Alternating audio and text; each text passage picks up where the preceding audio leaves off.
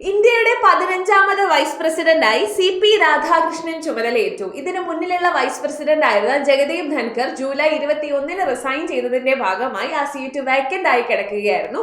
അവിടത്തേക്കാണ് election നടന്നത്. Opposition nominee എന്ന് പറയുന്നത് സുദർശൻ റെഡ്ഡി ആയിരുന്നു. അപ്പൊ ഇന്നലെ സെപ്റ്റംബർ 9 ഇലക്ഷൻ നടക്കുകയും CP രാധാകൃഷ്ണൻ 452 വോട്ടുകൾക്ക് വിജയിച്ചു. റണ്ണേഴ്സ് അപ്പ് ആയിട്ടുള്ള ജസ്റ്റിസ് B സുദർശൻ റെഡ്ഡിക്ക് 300 വോട്ടുകളാണ് ലഭിച്ചത്. CP രാധാകൃഷ്ണനെ കുറിച്ച് നമ്മൾ നോക്കുകയാണെങ്കിൽ 2 ടൈം ലോക്സഭ MP ആയിരുന്നു കോയമ്പത്തൂരിൽ നിന്നും 1998 and 1999. BJP Tamil Nadu BJP president ആയിരുന്നു. അതുകൂടാതെ തന്നെ വേരിയസ് പാർലമെന്ററി കമ്മിറ്റിയിൽ പൊസിഷൻസ് ഹോൾഡ് ചെയ്തിട്ടുണ്ട്.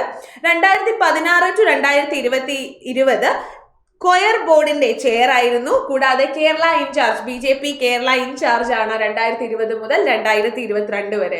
അതുകൂടാതെ തന്നെ ഇദ്ദേഹം ജാർഖണ്ഡിന്റെ ഗവർണർ ആയിരുന്നു. തെലങ്കാനയുടെയും പുതുച്ചേരിയുടെയും അഡീഷണൽ ഡ്യൂട്ടീസ് ലഭിച്ചിട്ടുണ്ട്.